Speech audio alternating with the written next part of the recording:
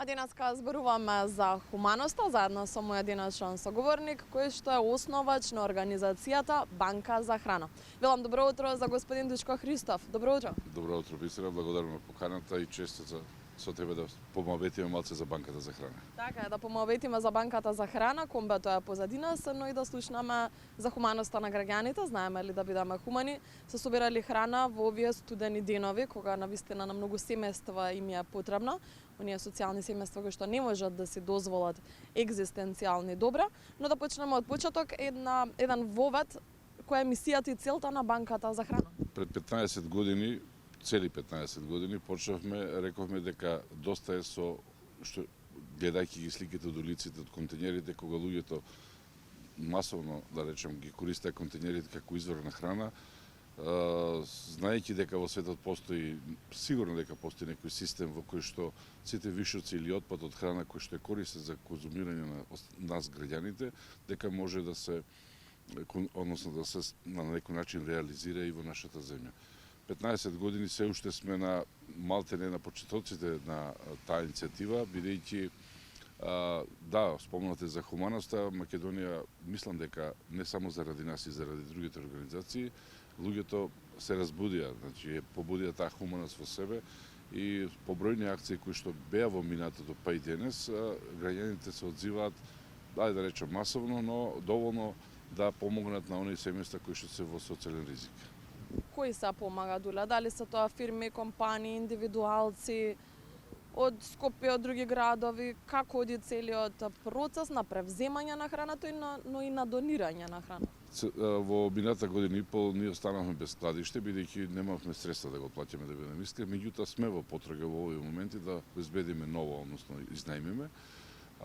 Компаниите се и морам да признам дека во декември месец минатата година, значи пред месец дена, за дивно чудо што кажувам јас, дека се појавија поединци кои што навистина се одважија и не најдоа преку социјалните медиуми, собравме преку 20 на тона храна, не само од поединци, но имаше тука институции и компании, предојде се тоа оператори со храна кои што имаа своји вишоци и сакаа да донираат, но имаше и IT компании кои што не е тоа основна дејност, но сакаа да бидат општествено одговорни, односно да помогнат навистина преку една свој мал гест преку Банката за храна до крајните корисници. Така да, како информација, ги сумираме се уште резултатите, но имаше доста храна која што ја превземавме во декември месец, истата на некој начин распределивме транспарентно пред се, помеѓу организации и поединци кои што навистина имаа потреба од истата. За оние компании, фирми кои што нас слушаат во моментов и сакаат да бидат општествено одговорни, да се приклучат кон оваа Банка за храна, што се може да се донира? Значи зборуваме за каков вид на храна може да се донира? Секој вид на храна кој што има барем мал рок на употреба, уште да речеме недела-две, можеме ние на катадневна основа да преземаме секоја донација. Ние имаме 18 организации во 15 градови во Македонија, каде што на дневна основа можеме да изземаме и изземаме одредени донации. Најголемиот ланец на маркети во Македонија веќе 13 години може слободно да кажам дека ревносно сите своји вишоци од леб и лиснати производи ги донира преку Банката за храна до крајните корисници. Само за информација на гледачите дека за минатата година тој изнесува преку 20 тони такви производи кои што со нашите партнери, благодарејќи на нив, бидејќи не секојаш Банката за храна, бидејќи имаме едно возило, можеме да одговориме на секоја донација која што се појавува во општеството. Така, да, споменавте дека малку е потешко затоа што немате складиште во моментов, па се движите само со возило, но можеби овој апел ќе стигне и до некој кој што сака да помогне со складиштата, можеби има складиште кој што ќе сака по поволна цена да ви го даде или да го поклони за да се собира храната. Ние би биле благодарни, но ќе гледаме некако од наши средства една меѓународна организација која што веќе долги години ни е партнер, да можеме да со своји средства изнајмиме на такво складиште, но секоја донација, секоја помош и донација во било која форма и облик е добредојдена за нас. Дали ќе биде превоз на храна, бидејќи Банката за храна не е само во Скопје, тоа спомнав, ние сме во цела Македонија.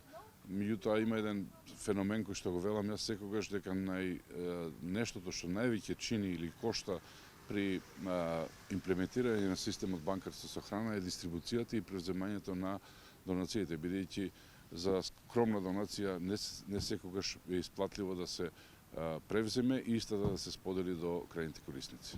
Така ги спомнавте неколку пати крајните корисници, кои се крајните корисници? Крајните корисници ги добиваме по листите за да имаме добра соработка со Центри за социјална работа. Јас велам дека тие листи што они ни ги даваат, и они самите се нервираат кога кажуваме дека тие листи не се до крај прочистени, но сепак ни даваат една смерница, бидејќи ние како банка за храна или организации, ние не сме комисија да одредуваме кому да дадеме таа храна и на тој начин се трудиме да по листите што ни ги доставуваат од Центри за социјална работа, одговориме на барем на оние на кои што навистина помошта пред се во храна им ја непотребна. Тоа значи може како индивидуалци, ако знаеме дека на некого му е потребна храна, да го пријавиме кај вас. Бездомници во овој период можеме да видиме многу низ улиците.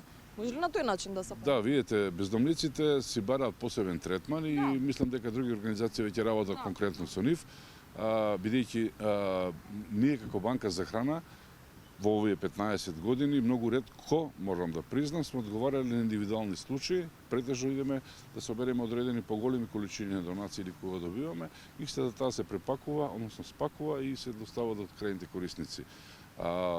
Бездомниците и поединците има организации на вистина кои што се посветени на тоа секоја чест, кои што можат и имаат можности. Ние како банка за храна помалку одговараме на индивидуални случаи, но никогаш не велиме не за доколку имаме можност да тоа се случува и во ковид кризата и во економската сега криза, да одговараме и на поедини случаи. Но пак ќе напоменам дека